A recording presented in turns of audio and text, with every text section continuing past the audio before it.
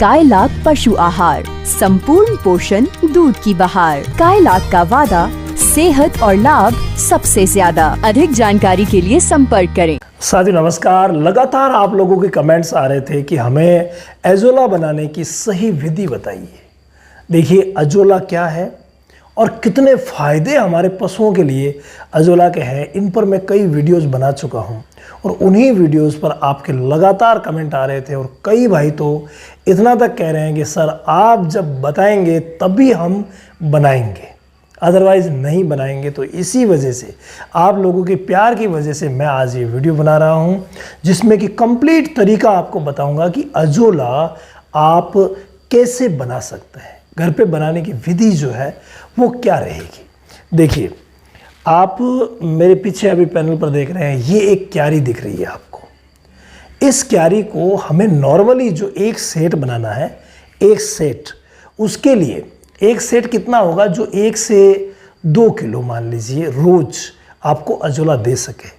Azolla की मात्राएं वगैरह अलग हमने वीडियो में बताई थी, तो उनके हिसाब से आप पता कर लें कि आपके पास कितने पशु हैं, आपको कितनी अजोला की ज़रूरत पड़ेगी, उसके हिसाब से आप क्यारी बना लें। लेकिन जो एक क्यारी आप बनाएंगे, उस क्यारी की जो लंबाई है, एक यूनिट की बात कर रहा हूँ, जो कि 2 किलो अजोला आपको पर डे देगी। उस यूनिट में हमें जो लंबाई रखनी है, ये लंबाई आपको रखना है 20 फीट। कितना रखना है, मैं ब्लैक पेन ले लेता हूँ, अच्छा रहेगा।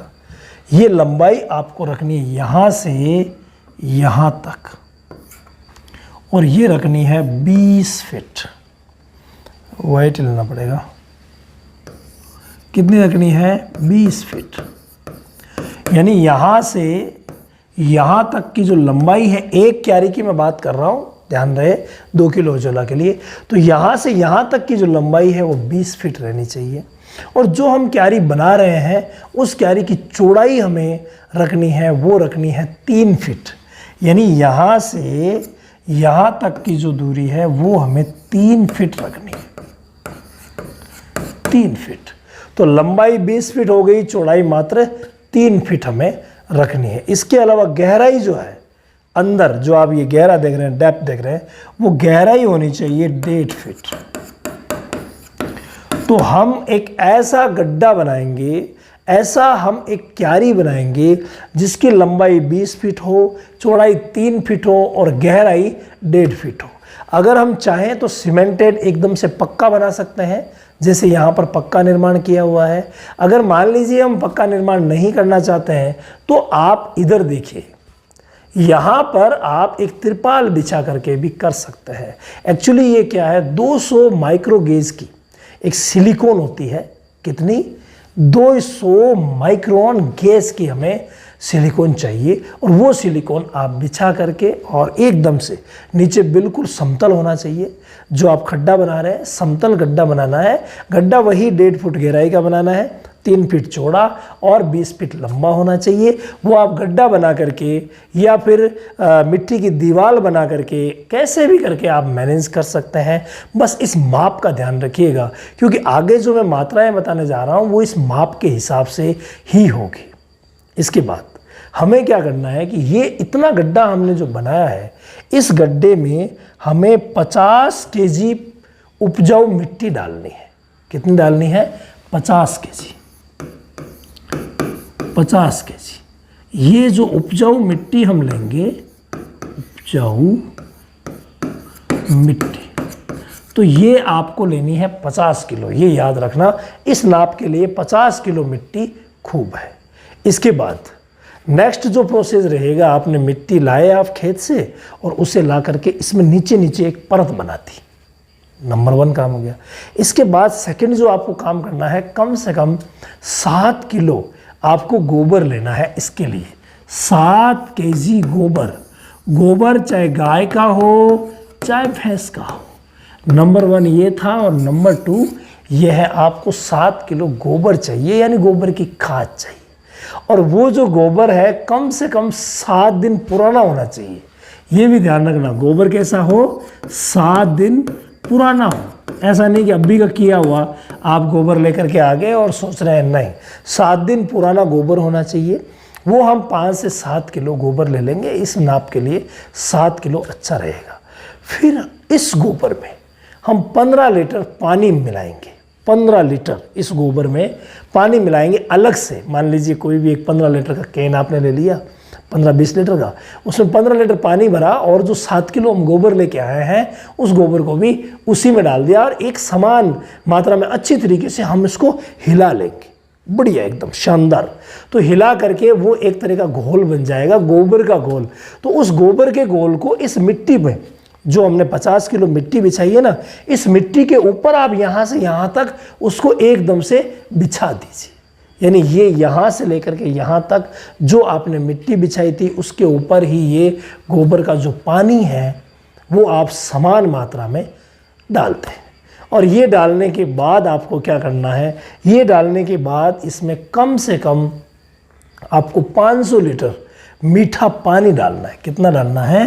तीसरे नंबर की जो चीज़ आई है गोबर के बाद, वो है 500 लीटर मीठा पानी। ये ध्यान रखें, मीठा पानी होना चाहिए। यानी उस पानी की TDS जो है वो बहुत ही कम होनी चाहिए। बारिश का पानी अगर आपको मिल जाए, जैसे हम हौज वगैरह में स्टोरेज करते हैं, तो भाई बहुत ही शानदार रहेगा। 500 लीटर इसमें आप बारिश का पानी यानी मीठा पानी डाल दीजिएगा। अब मिट्टी को, खाद को और पानी को, तीनों चीज़ें इसमें आ गई है, अच्छी तरीके से मिलाएंगे।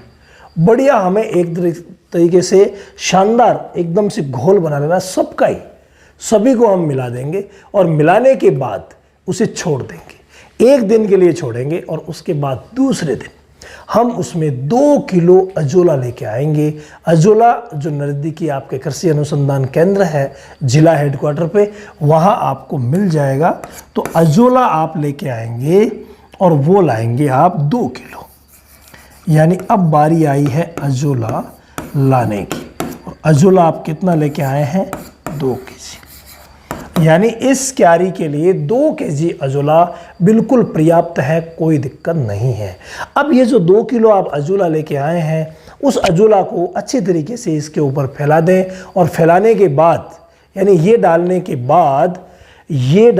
बाद पानी का फव्वारा लगा करके और 10 से 15 लीटर पानी हम इस अजोला के ऊपर फैला देंगे ताकि एकदम से इसकी सफाई हो जाए। यानी 15 लीटर पानी हम अजोला जो डाल रहे हैं उसके ऊपर फैला देंगे। इसके बाद क्या करना है, देखिए यहाँ पर डायरेक्ट धूप नहीं आनी चाहिए और कुछ टेम्परेचर मेंटेनिंग का भी रहता है। तो उसके लिए हम क्या करेंगे, एक विधि इस्तेमाल करेंगे कि ऊपर ये नायलॉन की 50% की जाली हम ऊपर लगा देंगे इस तरीके से।